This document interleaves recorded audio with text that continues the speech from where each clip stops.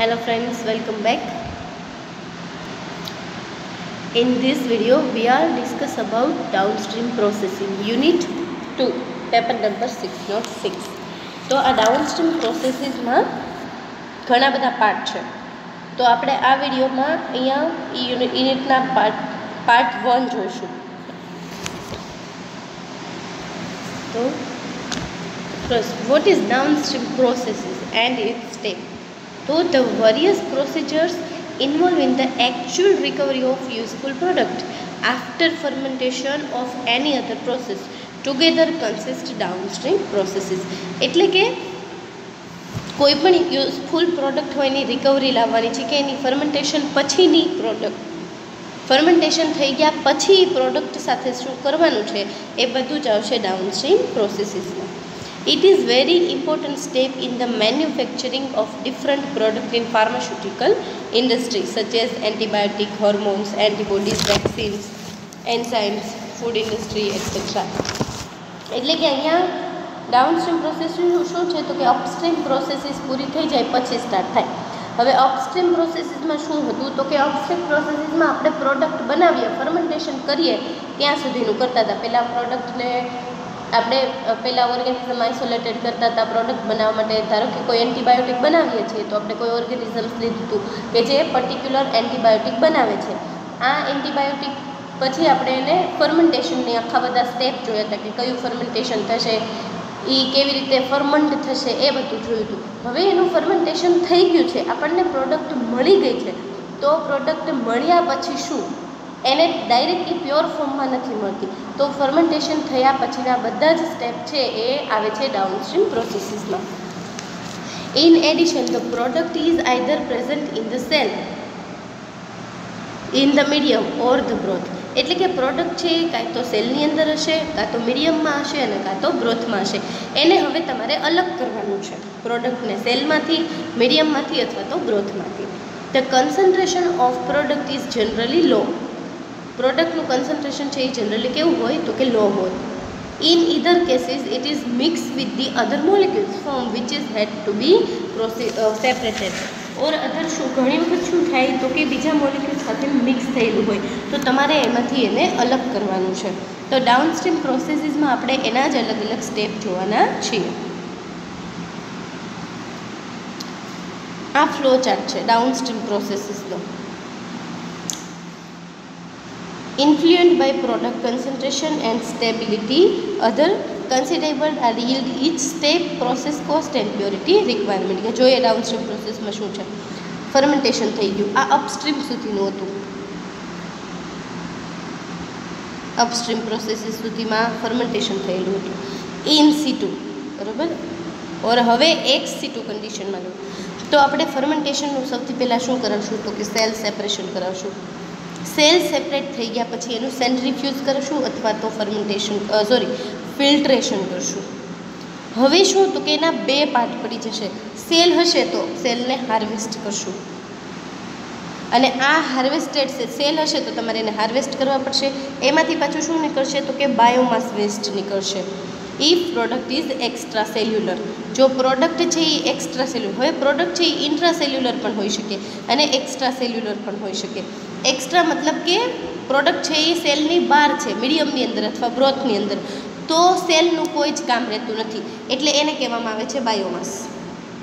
કોઈ પણ સેલને કહેવામાં આવે બાયોમાસ. પણ જો પ્રોડક્ટ છે એ એક્સ્ટ્રા સેલ્યુલર છે મતલબ કે સેલની બહાર પ્રોડ્યુસ થઈ છે તો હવે આ બાયોમાસનું કાંઈ જ કામ નથી રહેતું એટલે તમે એને બાયોમાસને વેસ્ટ તરીકે એફ્લ્યુન્ટ મતલબ કે બહાર કાઢી નાખો છો, બરાબર. પણ જો એ સેલ છે એની પ્રોડક્ટ છે એ કેવી છે તો કે ઇન્ટ્રા સેલ્યુલર હશે ઓર અ પેરીપ્લાઝમિક પ્રોડક્ટ છે મતલબ કે સેલની અંદર જ પ્રોડ્યુસ થાય છે તો કે તો હવે તમે સેલને ડિસ્ટર્બ્ડ કરો છો. કઈ રીતે તો કે એનું સેન્ટ્રીફ્યુગેશન કરાવશો અથવા તો અલ્ટ્રા ફિલ્ટ્રેશન કરાવશો. એટલે શું થશે તો કે સેલ ડેબ્રિસ છે એ છૂટા પડી જશે એમાંથી અને આ સેલ ડેબ્રિસને તમે ફર્ધર એફ્લ્યુએન્ટ તરીકે બહાર કાઢો છો. હવે તો કે સેલ ડેબ્રિસ તો કાઢી લીધા, હવે સેન્ટ્રીફ્યુઝ કે અલ્ટ્રા સેન્ટ્રીફ્યુઝથી શું થશે તો કે સેલ ફ્રી એક્સ્ટ્રેક્ટ બનશે. મતલબ કે સેલમાંથી જે પ્રોડક્ટ જોતી હતી એ છૂટી પડી અને એન્ક્લુઝન બોડીઝ બને છે. હવે તમે એનું શું કરશો તો કે dialysis, precipitation, participation chromatographic step આવતા હોય તો એનું અલ્ટ્રાફિકેશન અને એનું ડિસ્ટિલેશન, જેની જે જરૂરિયાત હોય એ પ્રમાણે તમે એની મેથડ કરશો. એ થઈ ગયા પછી શું કરશો તો કે ક્રિસ્ટલાઇઝેશન, ડ્રાઇંગ, લાયોફિલાઇઝેશન, સ્ટરાઇલ ફિલ્ટ્રેશન, પેકેજિંગ, આ બધું કરશો અને છેલ્લે તમને મળશે ફાઇનલ પ્રોડક્ટ. છેલ્લે તમને મળશે ફાઇનલ પ્રોડક્ટ. આ હતું આખું ડાઉનસ્ટ્રીમ પ્રોસેસીસ. આટલા સ્ટેપને મતલબ કે સેલને જ્યાં સુધી અલગ કરો છો ત્યાં સુધી એને પ્રાઇમરી રિકવરી કહેવામાં આવે છે. પછી તમે પ્રોડક્ટ પ્યુરિફિકેશન કરો છો, ડાયાલિસિસ, પ્રેસિપિટેશન, પાર્ટિસિપેશન એ, અને છેલ્લે ફિનિશિંગ પ્રોસેસીસ, એમાં ક્રિસ્ટલાઇઝેશન, ડ્રાઇંગ, લાયોફિલાઇઝેશન, આ બધું. તો આ યુનિટમાં પણ આપણે એ જ પ્રમાણે જોઈશું કે સેલ સેપરેશન છે, એમાં સેન્ટ્રીફ્યુગેશન, ફિલ્ટ્રેશન, પ્રેસિપિટેશન, આ બધું જ આપણે જોવાના છે પ્રાઇમરી રિકવરીમાં. પછી પ્રોડક્ટ પ્યુરિફિકેશનમાં આપણે જોઈશું ક્રોમેટોગ્રાફી સ્ટેપ છે કે પ્રેસિપિટેશન છે એ બધું, ને છેલ્લે ડ્રાઇંગ અને ક્રિસ્ટલાઇઝેશન છે એ બધું આપણે ફિનિશિંગ પ્રોસેસમાં જોશું. તો આ જસ્ટ છે ફ્લો ચાર્ટ છે ડાઉનસ્ટ્રીમ પ્રોસેસીસનો. આ પણ એનો બીજો સેકન્ડ ચાર્ટ છે કે શું જો પ્રોડક્ટ હતી ઇન્ટ્રાસેલ્યુલર હોઈ શકે અથવા એક્સ્ટ્રા સેલ્યુલર. હવે તમને ઇન્ટ્રા અને એક્સ્ટ્રા વચ્ચેનો ડિફરન્સ ખબર છે. એક્સ્ટ્રા સેલ્યુલર પ્રોડક્ટ હશે તો બાયોમાસનું કોઈ પણ કામ રહેતું નથી. તો ડાયરેક્ટ ક્યાંથી પ્રોસેસ શરૂ થઈ જશે તો કે રિમૂવલ ઓફ ઇનસોલ્યુબલથી. અને જો ઇન્ટ્રાસેલ્યુલર પ્રોડક્ટ છે તો પહેલાં આપણે સેલને ડિસ્ટર્બ કરવા પડશે, કેમ કે સેલની અંદર છે પ્રોડક્ટ. તો એ કઈ રીતે કઈ મેથડથી તો કે mechanical method, physical method, chemical કે એન્ઝાઇમેટિક મેથડ, આ અલગ અલગ મેથડથી તમે સેલને ડિસ્ટર્બ કરો છો. પછી હવે એક્સ્ટ્રા અને ઇન્ટ્રા બંનેમાં કોમન પ્રોસેસ શરૂ થઈ જશે, રિમૂવલ ઓફ ઇનસોલ્યુબલ્સ. જે ઇનસોલ્યુબલ પ્રોડક્ટ છે એને રિમૂવ કરવાની છે. શેનાથી કરશો? સેન્ટ્રીફ્યુગેશન, ફ્યુક્યુલેશન, ફિલ્ટ્રેશન ઓર સેડિમેન્ટેશન. હવે પછીનું સ્ટેપ છે આઇસોલેશન. તો એ કેના થ્રુ કરશો તો કે એડઝોર્પ્શન, ઇવોપરેશન, એક્સટ્રેશન, પ્રેસિપિટેશન, મેમ્બ્રેન ફિલ્ટ્રેશન, આ બધા થ્રુ. પછી એનું પ્યુરિફિકેશન તો ક્રોમેટોગ્રાફી થ્રુ, પ્રેસિપિટેશન થ્રુ કે મેમ્બ્રેન ફિલ્ટ્રેશન થ્રુ. અને લાસ્ટ એનું ફિનિશિંગ ક્રિસ્ટલાઇઝેશન, લાયોફિલાઇઝેશન, ડ્રાઇંગ કે સ્ટરીલાઇઝેશન, અને છેલ્લે આવશે ફાઇનલ પ્રોડક્ટ. તો આ બધા એનો જનરલ ચાર્ટ છે કે આ પ્રોસેસ આપણે જોશું. તો આપણે હવે શરૂ કરીએ. તો એમાં સૌથી પહેલાં છે ફોર્મ સેપરેશન. સ્ટેપ એ ફોર્મ સેપરેશન. આમાં યુનિટની અંદર બી પાર્ટમાં પહેલો સબ ટોપિક છે ફોર્મ સેપરેશન. શું છે તો કે form separation depend on using method which exploit different in surface activity of material. Form separation, form એટલે શું થાય તો કે ફીણા, એના થ્રુ સેપરેશન કરવાનું છે. તો સરફેસ એક્ટિવિટી કઈ રીતે થઈ છે મટીરિયલની એના અકોર્ડિંગ થશે. Material may be wall cell or molecule such as a proteins or કોલોઇડલ.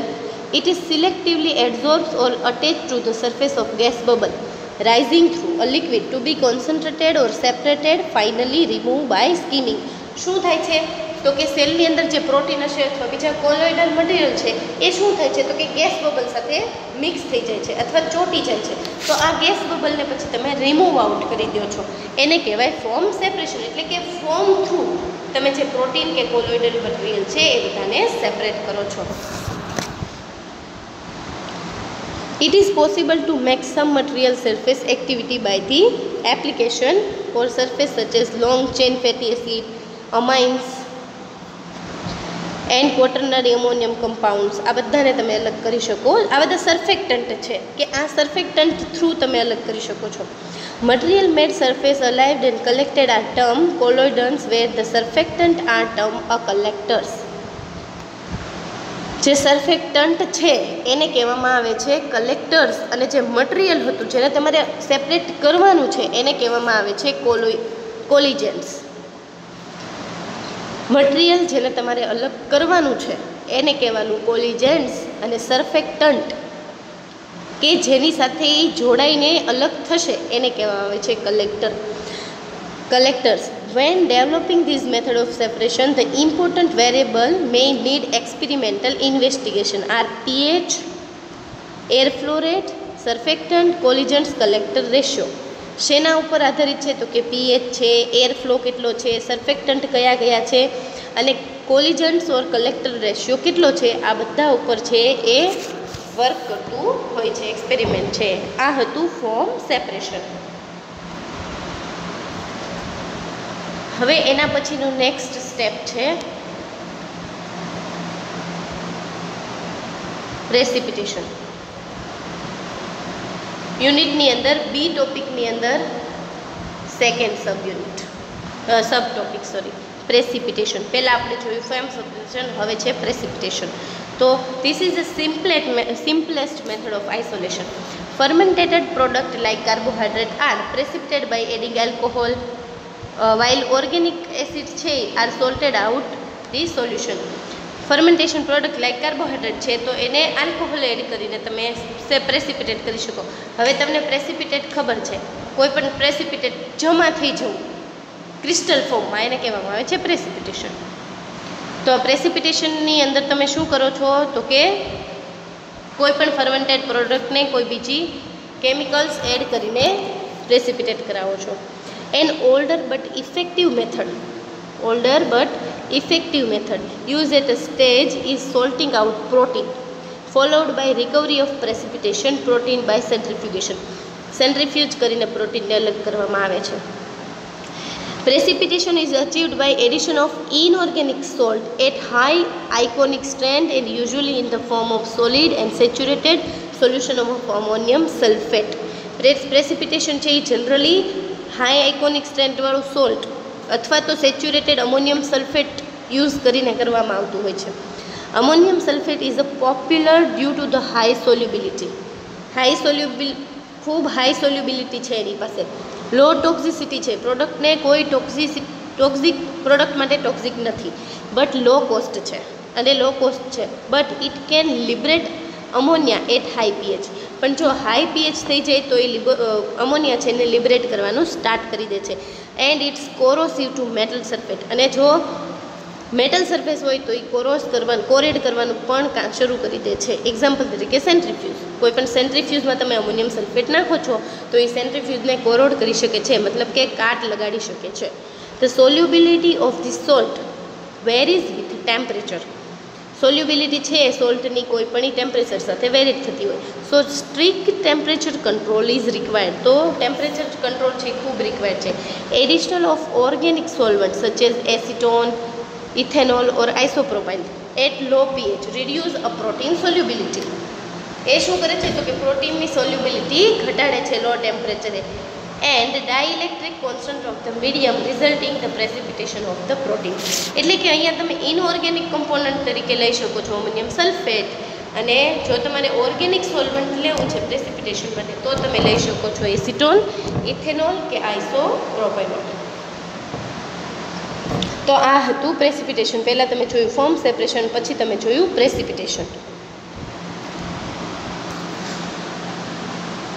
હવે એના પછીનું નેક્સ્ટ સ્ટેપ છે ફિલ્ટ્રેશન. ફોર્મ સેપરેશન, પ્રેસિપિટેશન અને નાવ ફિલ્ટ્રેશન. બી સબ ટોપિકનું 3 પાર્ટ. ફિલ્ટ્રેશન આમ તો તમને ખબર જ છે. Filtration is the most commonly used technique for separating the biomass at cultural filter. એટલે કે ફિલ્ટ્રેશન છે એ બાયોમાસને અલગ કરવા માટેનું એક સારામાં સારી ટેકનિક છે. Efficiency of the filtration depend on many factor. Filtration છે ઘણી બધી ફેક્ટર ઉપર ઇફેક્ટ કરતું હોય, લાઇક ધ સાઇઝ ઓફ ઓર્ગેનિઝમની સાઇઝ કેટલી છે, પ્રેઝન્સ ઓફ અધર ઓર્ગેનિઝમ્સ, કેટલા ઓર્ગેનિઝમ્સ વધારાના પ્રેઝન્ટ છે, વિસ્કોસિટી ઓફ મીડિયમની ઘનતા કેટલી છે, અને ટેમ્પરેચર શું છે. Several filters such as depth filter, absolute filter, rotary drum, vacuum filter and membrane filters are used. તો જોઈએ કયા ફિલ્ટર છે. Depth filter, તો they are composed of filamentous matrix such as glasswood, asbestos or filter paper. The particles are trapped within matrix and fluid pass out. Depth filter શેનું બનેલું છે તો કે ગ્લાસવુડનું હોઈ શકે, એસ્બેસ્ટોસનું હોઈ શકે અથવા ફિલ્ટર પેપર હોઈ શકે. શું થાય છે એની અંદર તો કે પાર્ટિકલ છે એ મેટ્રિક્સ સાથે ફસાઈ જાય છે, ટ્રેપ થઈ જાય છે, અને ફ્લુઇડ છે એ પાસ આઉટ થઈ જાય છે. Filamentous fungi can be removed by using depth filter. Filamentous fungi છે એને ડેપ્થ ફિલ્ટરથી ફિલ્ટર આઉટ કરવામાં આવે છે. પછી છે absolute filter. This filter are with a specific pore size that are smaller than the particle to be remove. Specific pore સાઇઝનું બનેલું છે એટલે એનામાંથી શું થશે તો કે સ્મોલર સાઇઝના એનાથી જે સ્મોલર સાઇઝ હશે એ જ પાર્ટિકલ રિમૂવ આઉટ થશે, બીજા થશે નહીં. Bacteria from culture media may be removed by absolute filter. Bacteria છે એ આનાથી ફિલ્ટર કરી શકાય છે. પછી છે rotary drum vacuum filter. This filter are frequently use for separation of broth containing 10 to 40% of solid and particles in the size 0.5 to 10 micrometer. આ filter છે ફ્રીક્વન્ટલી યુઝ કરવામાં આવે છે બ્રોથના સેપરેશન માટે કે જેની અંદર 10-40% સોલિડ મટીરિયલ હોય છે બાય વોલ્યુમ અને એની સાઇઝ હોય 0.5 to 10 micrometer. Rotary drum vacuums filter have been successfully used for filtration of yeast cell and filamentous fungi. This equipment is simple with a low power consumption and easy to operate. Low power consumption છે અને easy to operate છે, simple છે. The filter unit consists of a rotary drum particularly emerge in a tank of. આમાં rotary drum આવેલું છે કે જે બ્રોથને emerge કરે છે. એઝ ધ ડ્રમ રોટેટ થાય છે it pick up a biomass which get disappoint at cake or drum surface. શું થશે તો કે જ્યારે ડ્રમ છે એ રોટેટ થાય છે તો એ ડ્રમની જે સરફેસ છે એની પર કેક ફોર્મમાં જમા થવા મળશે, ડિપોઝિટ થવા મળશે biomass. And this filter can be easily remove out. અને પછી આ ફિલ્ટર કેક છે એટલે કે if suppose this is drum, તો શું થશે તો કે આ ડ્રમ જ્યારે રોટેટ થશે તો એની ઉપર કેક બનવા મળશે બાયોમાસની. તો જ્યારે ફિલ્ટર આઉટ કરવું હોય ત્યારે ઇઝીલી આ કેકને તમે રિમૂવ આઉટ કરાવી શકો છો. એન્ડ લાસ્ટ છે membrane filter. In this type of filtration membranes with specific pore size can be use. Membranes છે એ સ્પેસિફિક પોર સાઇઝના હોય છે. However clogging of filter, clog થવું એટલે ફસાઈ જવું. Clogging of filter is a major limitation. ફિલ્ટરનું ક્લોગિંગ થઈ જવું મતલબ કે એની જે પોર્સ છે એ બુરાઈ જવા, એને ક્લોગ થઈ જવું કહેવાય. લાઈક ઘણી વખત આપણે સિંકની અંદર થતું હોય કે કંઈક કચરું ભરાઈ જાય એટલે એ બ્લોક થઈ જાય અને પછી ફર્ધર પાણી ન જઈ શકે. સેમ અહીંયા પણ એ જ પ્રોસેસ થાય છે. ફિલ્ટર આખું ક્લોગ થઈ જાય છે એના જેટલા પોર્સ છે તો એના લીધે છે એ પછી ફર્ધર ફિલ્ટર થઈ શકતું નથી. આ એની મેજર લિમિટેશન છે. There are two type of membrane filter, static filtration and cross flow filtration. In cross flow filtration the culture is pumped in a crosswise fashion. Crosswise fashion માં broth છે એ pump out થશે. This reduce the clogging process and hence better than the static filtration. Static filtration એ સાદું filter છે કે જેમાં ક્લોગિંગની problem થઈ શકે છે, પણ ક્રોસવાઇઝ ફિલ્ટ્રેશનમાં એવું થતું નથી જેનાથી તમે સારી રીતે પમ્પ આઉટ કરાવી શકો. તો આ હતું ફિલ્ટ્રેશન કે પહેલાં તમે શું કરો છો, ફોર્મ સેપરેશન કર્યું, એની પછી તમે એનું પ્રેસિપિટેશન કરાવ્યું. અહીંયા પ્રોડક્ટની વાત થાય છે. પ્રોડક્ટનું પહેલાં ફોર્મ સેપરેશન કરાવ્યું, પછી તો કે એનું પ્રેસિપિટેશન કરાવ્યું, હવે તમે એનું ફિલ્ટ્રેશન કરાવ્યું. લાસ્ટ જોશું આપણે સેન્ટ્રીફ્યુગેશન.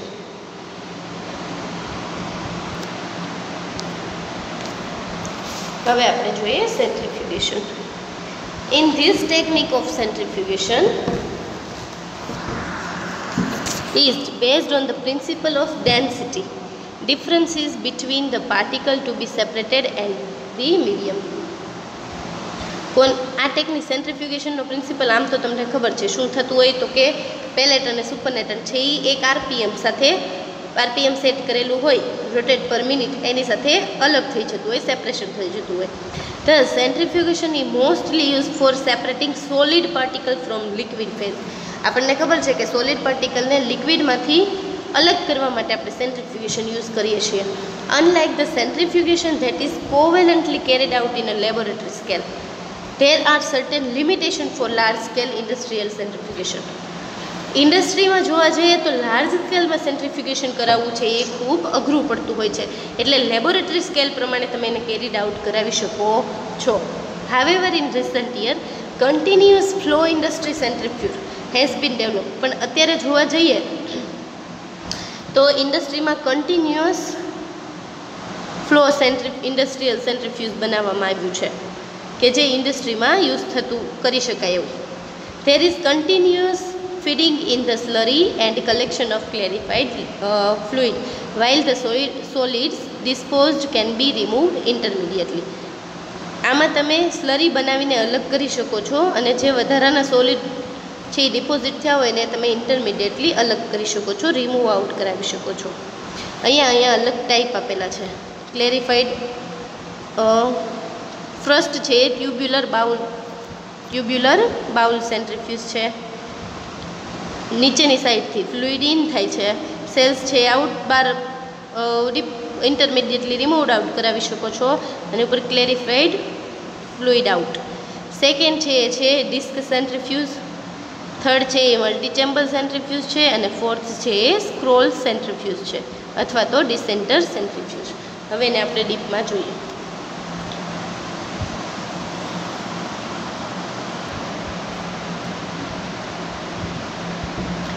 હવે જોઈએ આપણે ટ્યુબ્યુલર બાઉલ સેન્ટ્રીફ્યુજ. તો આ શું છે તો કે this is a simple and small centrifuge commonly used in a pilot plants. નાના પ્લાન્ટ્સ હોય એમાં યુઝ કરી શકાય છે. Tubular bowl centrifuge can be operated at high centrifugal speed and can be run in both batch and continuous mode. High centrifugal speed છે એની પાસે અને બોથ અને કન્ટિન્યુઅસ બંને મોડમાં તમે એને યુઝ કરી શકો છો. સોલિડ આર રિમૂવડ મેન્યુઅલી, અને સોલિડ છે એ અલગ મેન્યુઅલી એટલે કે અલગ અલગ ટાઈમ પ્રમાણે તમે અલગ કરી શકો છો. સેકન્ડ છે disc centrifuge. Consist of several disc at a separate the bowl into settling zone. Disc અલગ અલગ ડિસ્ક બનાવેલી છે અલગ અલગ બાઉલ માટે સેટલિંગ.